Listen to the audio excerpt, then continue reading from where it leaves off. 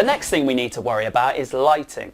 Now without proper lighting you get all sorts of horrible effects. Nasty shadows, fuzzy edges, badly lit backdrops, all sorts of things. Now again there's an awful lot of choice and the prices range considerably. So I'm going to tell you what I use and why I use them, and also the difference between the different sets of lights you're going to see out there on the internet. Add into that some little tips and tricks about where you should be positioning them for the best effects, and you've got everything you need to choose those lights. So let's go and check them out. When it comes to actually filming something, you need to make sure your lighting is correct. Without proper lighting, then it's going to look like a load of rubbish and you're going to have a really hard time trying to get that green screen out of the background as well. Now, we've already mentioned that you need to have a green screen with a really flat colour, and lighting can actually make or break this as well, because if you've got too many shadows, things like that, then you're going to get all these different greens in the background and it's going to be no good to you.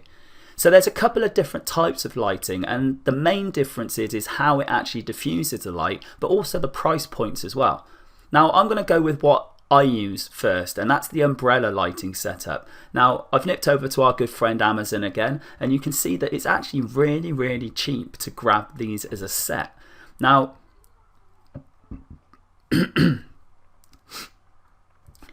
Now I've nipped over to my good friend Amazon once again, and you can actually see how inexpensive these actually are.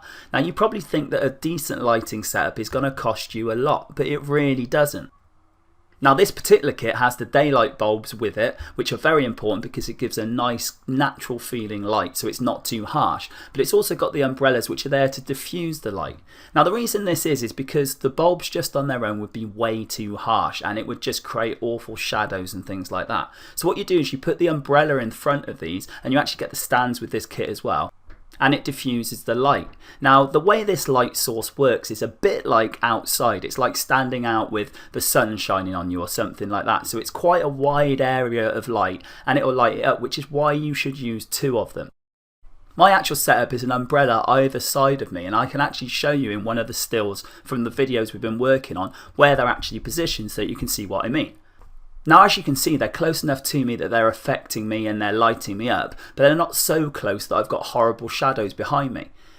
Now some people actually use a third light as well to light up the background to make that more uniform, but when I'm doing green screen I find that the position I've got with them is just right. I stand just far enough away from the screen that I haven't got an awful shadow behind me, and this way I can actually take the green out nice and easily later on.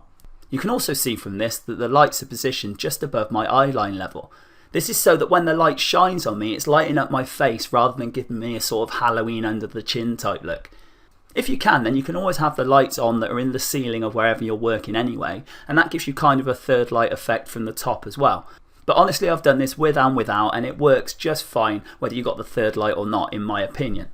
I'm sure you'll agree that this setup works just fine with the videos you've been watching. The next type of lights that a lot of people work with are actually called softboxes.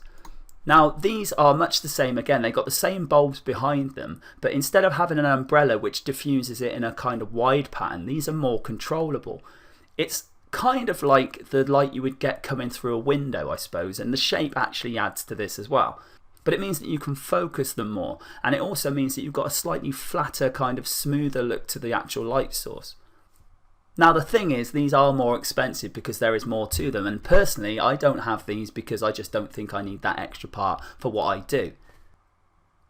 You can see the results for yourself of what I've been getting with the umbrella setup, so you can decide if that's good enough for what you want, or whether you want to go this extra step and this slightly extra cost and get these instead. But as I keep saying, I'm all about saving money where I can, so the other things do the job perfectly well, so I'm going to recommend the umbrellas over these to save you some money. Now some people ask about a DIY type situation when it comes to lighting because of the fact they don't want to spend out on the kits.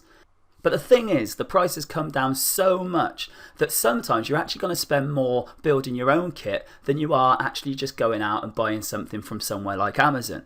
But if you did want to make your own stuff, or if you had some of these things already, then I can see how that would save you money. So just briefly, I'm going to let you know how you could build a lighting rig by using DIY materials.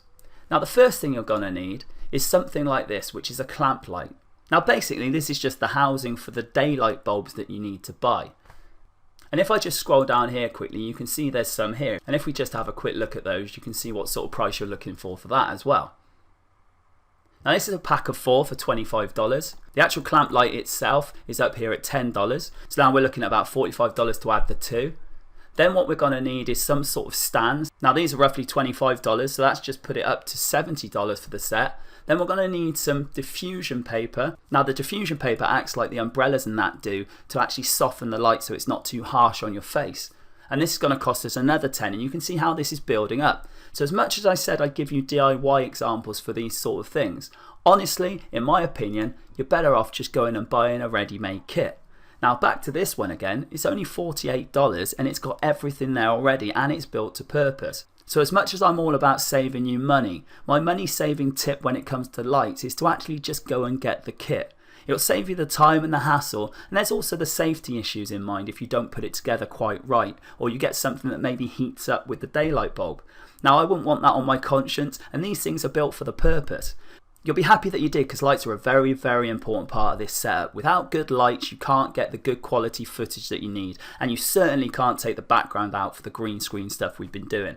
There's plenty to choose from, just go on here and choose the one that suits you the best, but you don't really have to spend anything above this sort of price range. It's also worth noting that when it comes to green screen and lights, you can actually buy complete kits. Now the kit that I bought all in one go. And this can save you even more money. Now obviously if you've taken the option to paint the wall that we discussed in the green screen video, then you don't need another green screen, so the kit isn't an option for you, which is why I didn't cover it in that one. But if you haven't got any of these components, then you can go ahead and you can buy a kit like this one, and you can get everything in one go. And that's exactly what I did. Now this kit has actually gone down even more since I bought it. I got mine for around £110–120, and at the moment I'm in the UK, so obviously I'm looking at the UK site to show you the thing I got, but this particular one is now at £88. Now that's next to nothing when you think about it to set up this entire kit. So another great tip for saving some money is buy them all together so that you get that discount. As with everything, shop around a little and find the best price for you with the kit that you want. Just take on board the tips I gave you about the green screen and the lights, and you won't go wrong. You'll be making fantastic videos in no time at all.